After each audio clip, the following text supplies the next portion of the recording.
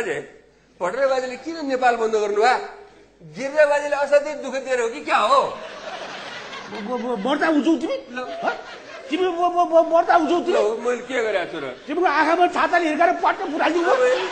के गरेको छु र मैले मर्दा उजौ तिमी त्यो गिरिजा बाबुको नाम लिन्छौ मेरो अगाडि त्यो गिरिजा बाबुको नाम किन मेरो अगाडि लिन्छौ म त उसको नाम पनि सुन्नु चाहँदैन उसको अनुहार पनि बोलाइएर बोलाउँछु मर्दा उजौ बाजेले यो आज अब बाजेले आज नेपाल बन्द गर्नुभएको यो माग के हो माग के राखेर गर्नुभयो बाजे हेर बाबु म एकदम त्यागी मान्छे छु मेरो खास ठुलो कुनै त्यो माग छ केही पनि छैन होला मैले गिरिजा बाबुलाई के भनेको भन्दाखेरि हेर्नुहोस् गिरिजा बाबु तपाईँको त विराटनगरमा घर छ जग्गा छ जमिन छ मेरो मात्रै यो संसारमा केही पनि छैन त्यसकारण मैले चाहिँ उहाँलाई तपाईँ लाउडा एयरलाइन चढेर विराटनगर गएर बस्नु जानुहोस् तपाईँको बालुटारमा मलाई बस्नु दिनुहोस् त्यति भनेको त्यति चाहिँ अब माग पनि साथी मेरो नमानी पनि साथी हुन्छ त्यस्ता मुला पनि साथी हुन्छ त्यसकारण मैले अब गिरिजा बाबु चाहिँदैन बालुटारमा बस्न पाइँदैन भनेर त्यति माग राख्छु बाजेले अहिले यो उमेरमा त्यहाँ बालुटार बसेर के काम गर्न सक्नुहुन्छ भन्नुहोस् त मलाई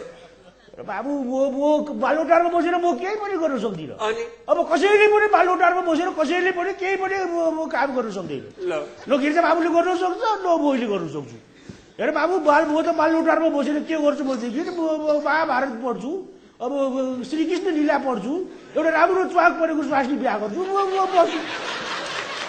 त्यति हो मेरो खास ठुलो कुनै उद्देश्य अब छैन च्वाक परेको अझै बिहे गर्ने उमेर हो त यो बिहे त जवानीमा पो गर्नु पर्थ्यो बाजेको मन बाबा तिमी को हो तिमी मेरो बाउ हो मलाई सिकाउले मर्दा उजो बुला तिमी को हो तिमी मेरो बाउ हो जवानीमा कहिले बिहा गर्ने जवानीमा त कहिले जेल कहिले रेल कहिले बनारसको रेल कहिले सूर्य बहादुरले छिड्की हान्दियो बिहा गर्ने कुरामा कहिले कीर्ति बाबुले छिड्की हान्दिए हिज म्याजेस्टीले पनि मेरो बिहामा त्यति इन्ट्रेस्ट राख्दै बसेको थिएन अनि सारा कुरा पोजिटिभ बाबु तिमी को हौ तिमी मेरो बाउ हौ मर्दा उजो बुला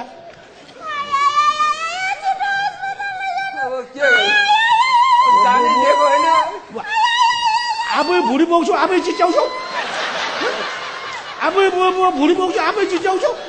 तिमीलाई कहिले भुँडी बोक्नु भनेको मैले तिमीलाई भुँडी बोक्नु भनेको थिएँ मर्दा उजो तिमी बाबु हेर तिमी अब सडकमा बसेर चिच्याउने होइन चिच्याउने हो भनेदेखि त्यहाँ पर मेरो कार्यकर्ताले जुलुस निकालेको छ त्यहाँ जुलुसमा गएर चिच्याउ जाऊ जाऊ भगवानमा किन यहाँ